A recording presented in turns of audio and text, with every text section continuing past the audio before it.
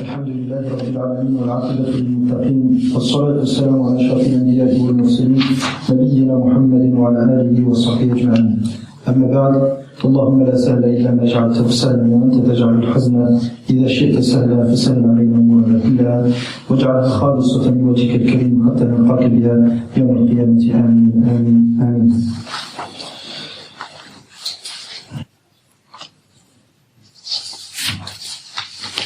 Donc nous étions arrivés la dernière fois, on était en train de parler des annulatifs du tawhid d'Allah subhanahu wa ta'ala dans son jugement.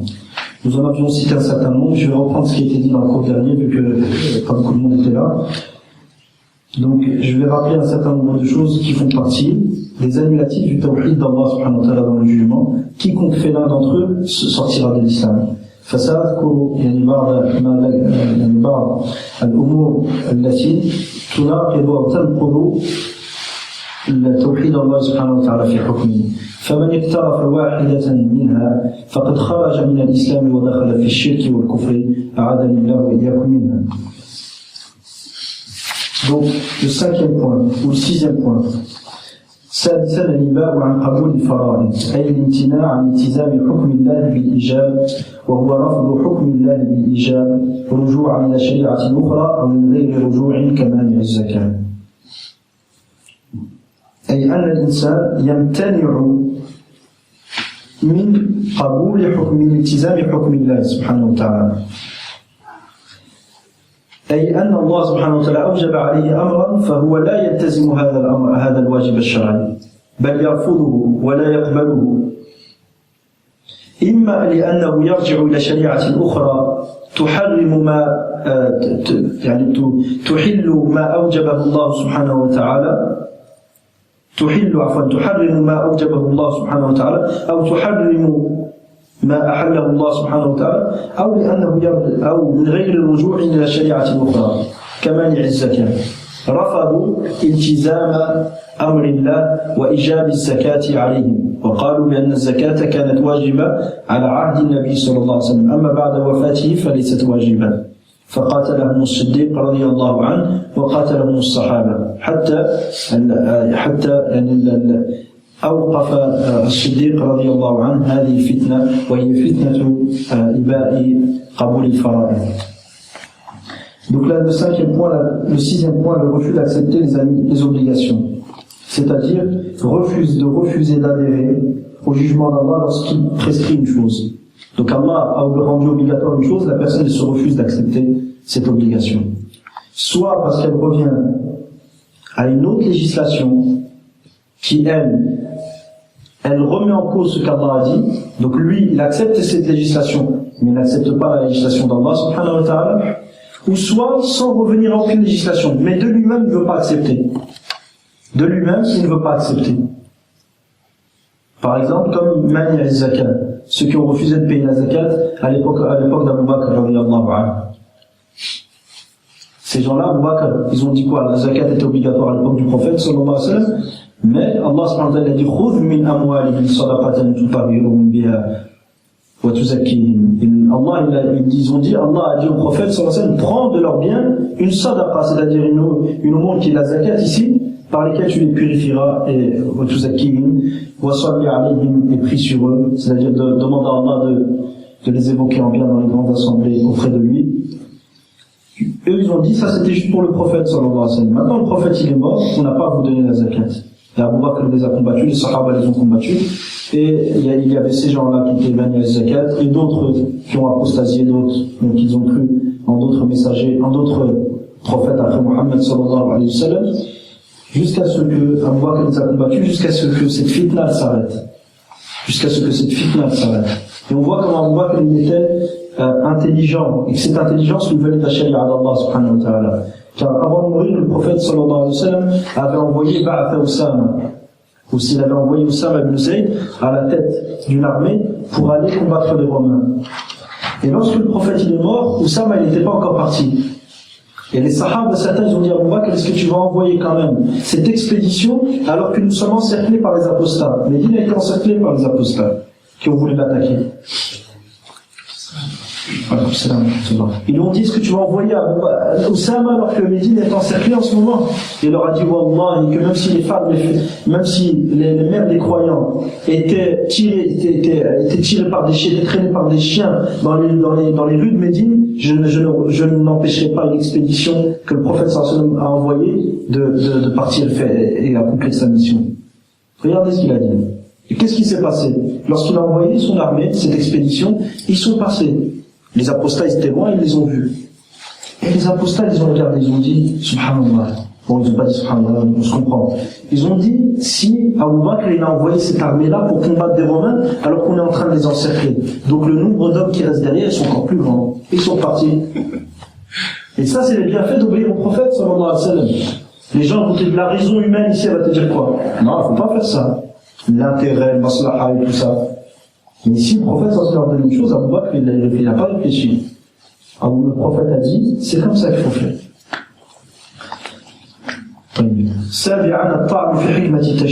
Le septième animatif du tawhid dans le jugement. Donc, de dénigrer la sagesse, dans les Inch'Allah, je rappelle juste une chose générale, Inch'Allah. Certains salafs, lorsqu'ils étaient à des assemblées de sciences, regardez comment ils faisaient avec leur stylo. Ils faisaient tout doucement, ils prenaient leur feuille, ils les prenaient, ils tournaient tout doucement pour pas que ça s'entende. Il faut faire attention. Ce genre de comportement, certains vont te dire, oui, mais c'est abusé, je viens pour apprendre. Mais wallah, qu'il y ait une baraka dans la science de ces gens-là. Leurs feuilles, ils les tournaient tout doucement pour pas que le professeur les entende. Leur stylo aussi, tout doucement. Donc là, dénigrer la sagesse des législations. C'est-à-dire Allah a ordonné des choses, a permis des choses, a interdit des choses, mais la personne elle dénigre ça. Elle le remet en cause. قال تعالى ولا تأكلوا مما لم يذكر اسم الله عليه وإنه لفسق وإن الشياطين ليوحون إلى أوليائهم ليجادلوكم وإن أطعتموهم إنكم لمشركون. يقول العلامة الشنقيطي رحمه الله إن متبعي أحكام المشرعين غير ما شرعه الله مشركون بالله. إن متبعي أحكام المشرعين غير ما شرعه الله مشركون بالله.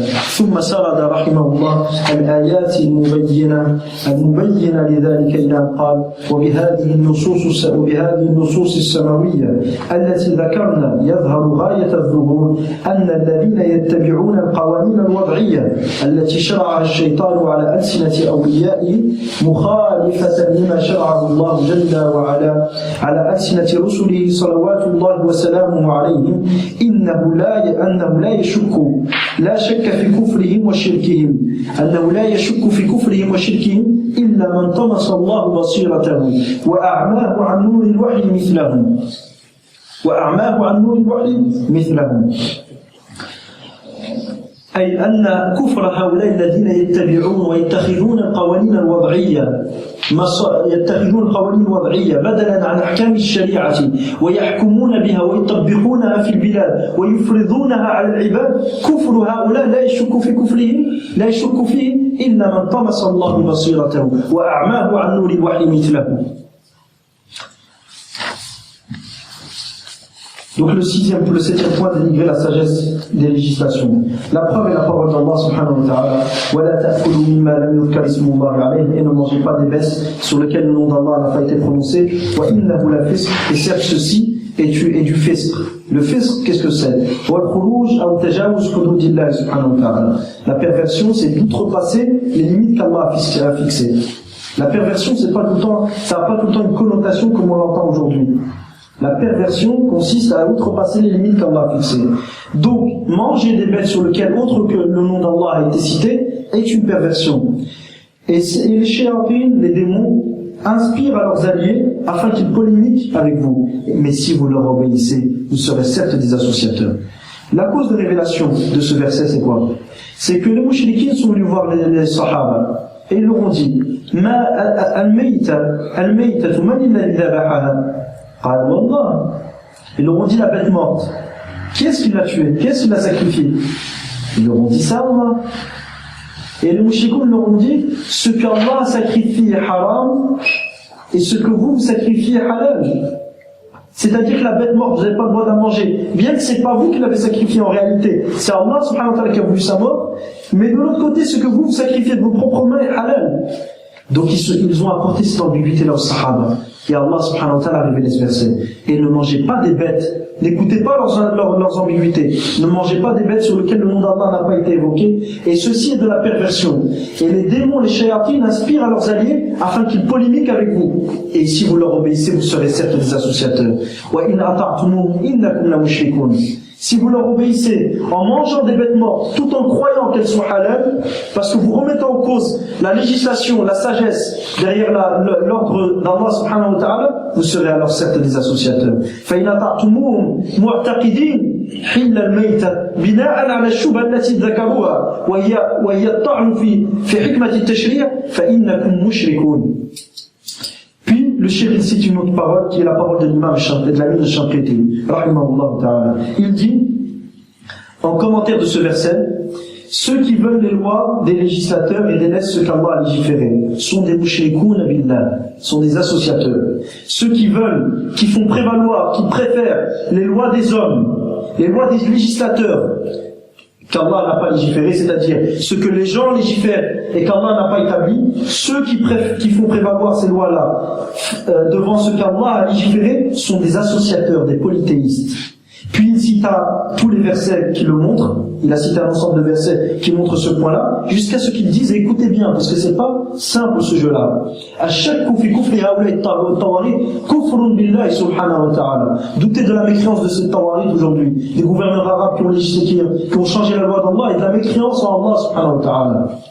C'est pas, regardez ce qu'il va dire l'ami Shanqiti. Il dit, à travers ces textes célestes que nous avons cités, ces textes qui nous viennent d'Allah subhanahu wa ta'ala, que nous avons cités, il apparaît de la plus claire des manières que ceux qui suivent les lois forgées par les hommes, que le shaitan a légiféré par le biais de ses alliés, et qui sont contraires à ce qu'Allah a légiféré par le biais de ses messagers, que ne doute que ce sont des mécréants et associateurs, que celui à qui Allah a retiré la clairvoyance et l'a aveuglé de la lumière de la révélation comme eux. Ne doute de la mécréance de ces gens, qui ont préféré les lois des hommes face à la loi d'Allah subhanahu wa ta'ala, et qui ont imposé les lois des hommes, et qui ont combattu toute personne qui leur demande de ne pas appliquer la loi des hommes. Et dans ces lois-là, ils permettent même l'apostasie. Même l'apostasie, comment on appelle l'apostasie dans nos pays? La liberté de culte, la liberté d'expression. Ça a des beaux noms. Comme le vin, on appelle ça comment? L'eau de vie. L'apostasie, on l'appelle comment? La liberté de culte, la liberté de s'exprimer est garantie à tout citoyen. Ces gens, Allah a interdit d'apostasier, eux ils permettent d'apostasier. Ces gens se sont mis à l'égal de qui? Ils se sont mis à l'égal de qui? D'Allah subhanahu wa ta'ala. Donc ne doute de la mécréance de ces gens-là, comme il dit l'ami de Shanqiti rahimahullah ta'ala, que celui à qui Allah a voilé la clairvoyance, et à qui Allah subhanahu wa ta'ala a retiré la clairvoyance, c'est-à-dire qu'il ne voit plus clair. Il ne voit plus les choses comme il devrait les voir, comme devrait les voir le croyant. Et il l'a aveuglé de la lumière de la révélation, comme eux, ces gens-là, ont été aveuglés. Lui aussi, il a été aveuglé. Donc c'est pas quelque chose de simple. Ils vont te dire, il y a un khilaf entre les ulama. Quel khilaf y a-t-il sur le kufr de celui qui se met à l'égard d'Allah subhanahu wa ta'ala? Quel khilaf y a-t-il sur celui qui permet l'apostasie? Ou celui qui se met à l'égard d'Allah et qui permet ce qu'Allah interdit? Et qui impose cette législation et combat toute personne qui remet en cause cette législation? Quel khilaf y a-t-il? Ibn Abbas radiyallahu anhu, qala kufrun duna kufr fi haoulay tawamit. Ibn Abbas, il a parlé de kufr mineur sur ces gens-là aujourd'hui. Ibn Abbas, il a vu des gens qui se sont mis à l'égard d'Allah et qui ont permis l'apostasie. Il les a vus, ces gens. Wallah, ces gens-là sont des menteurs, sont des criminels et des menteurs. Les mauvais savants aujourd'hui qui falsifient la religion d'Allah et qui font croire aux gens qu'Ibn Abbas a dit sur les gouverneurs d'aujourd'hui que ce qu'ils font est de la mécréance mineure. C'est pas de la mécréance majeure. Ça ne fait pas sortir de l'islam.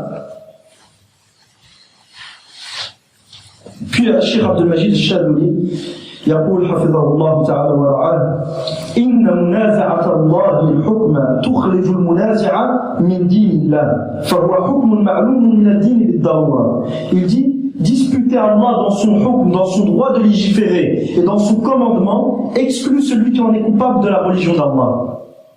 Et ce statut est connu par nécessité dans la religion d'Allah. Celui qui dispute Allah dans un droit qui lui appartient à lui seul, celui-ci sort de la religion d'Allah. Parce que veut dire la religion? C'est la soumission. Celui qui se met à l'égal d'Allah, il s'est soumis à Allah. من نازع الله سبحانه وتعالى هل انقاد لله واستسلم له ما استسلم لله سبحانه وتعالى من جعل نفسه ندا لله ونازع الله في حقه الخالص وهو التحليل والتحريم. À la suite de ça, le cheikh dit وكذلك نعم لأنها تخرجه من عبادة الله وحده وهذا هو الشرك الذي يخرج أصحابه من دين الله قطعا وكذلك الذين يقرون المنازع في ادعائه ويدينون له بالطاعة وقلوبهم غير منكرة لاغتصاب سلطان الله وخصائصه فكلهم سواء في ميزان الله.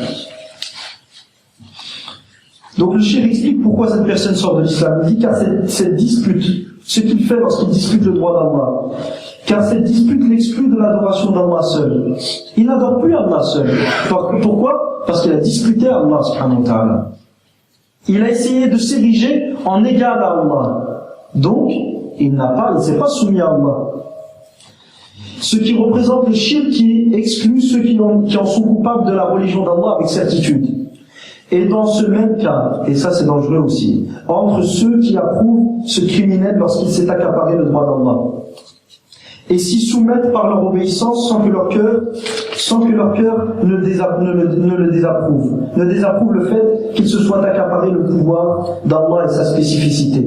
Tous ceux-là ont le même statut et sont égaux dans la balance, dans le jugement d'Allah subhanahu wa ta'ala.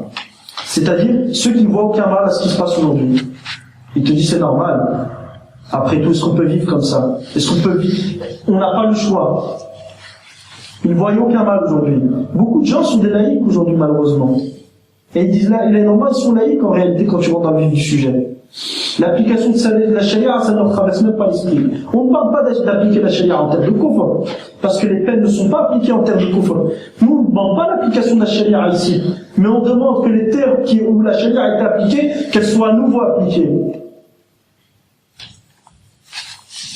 Le 8e annulatif, يقول الاستهزاء يقول تعالى ولئن سألتهم ليقولن إنما كنا نخوض ونلعب قل أبالله وآياته ورسوله كنتم تستهزئون لا تعتذروا قد كفرتم بعد إيمانكم إن نعفو عن طائفة منكم نعذب طائفة بأنهم كانوا مجرمين. فهؤلاء لما تنقصوا النبي صلى الله عليه وسلم حيث عابوه والعلماء من أصحابه واستهانوا بخبره أخبر الله أنهم كفروا بذلك وإن قالوه استهزاء فكيف بما هو أغلظ من ذلك كلاما منقولا من الصارم المسلول الصفحة 33. Donc le 8e annulatif, c'est la moquerie de la religion. Se moquer de la religion d'Allah, se moquer de la loi d'Allah, annule l'acceptation que le seul qui détermine, le seul qui a le pouvoir de commandement, c'est Allah subhanahu wa ta'ala. Parce qu'accepter qu'Allah est le seul qui a le pouvoir de commandement et unifier Allah dans son jugement ne veut pas dire simplement savoir qu'Allah est le seul qui mérite de juger, de légiférer. Non, tu dois aussi te soumettre à ça et aimer cette législation. Or la moquerie s'oppose à la législation.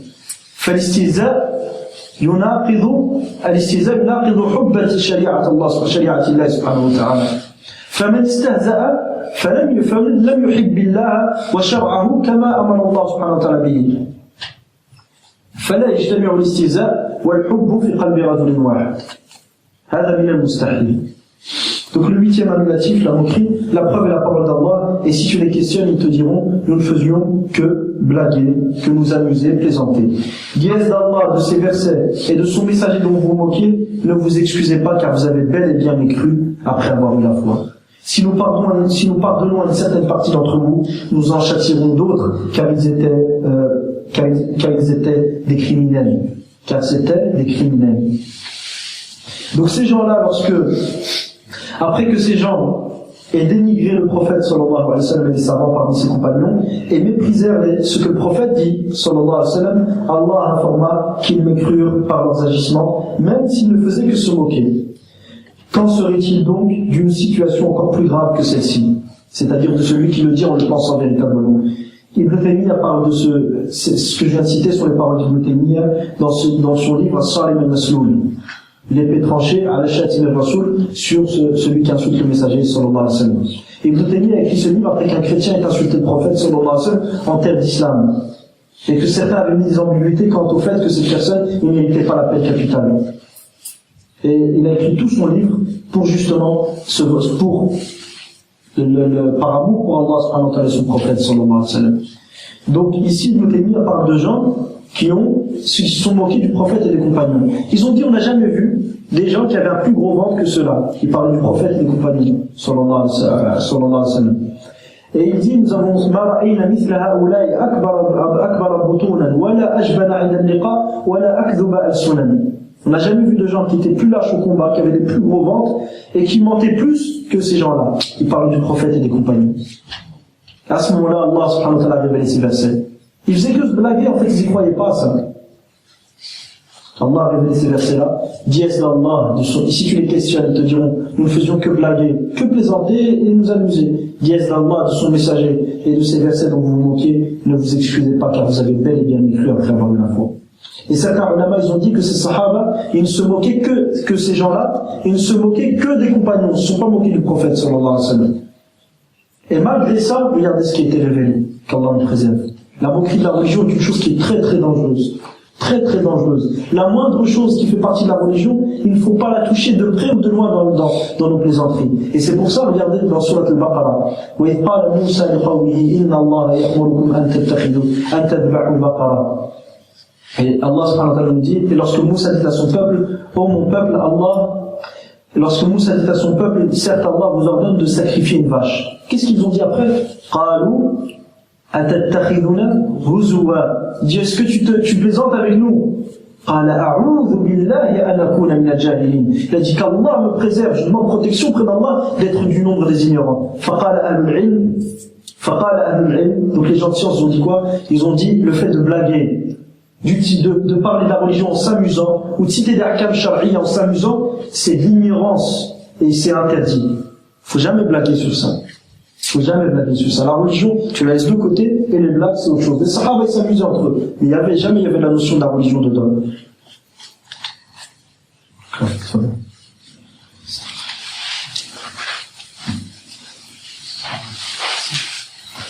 الناقض التاسع الاستخفاف.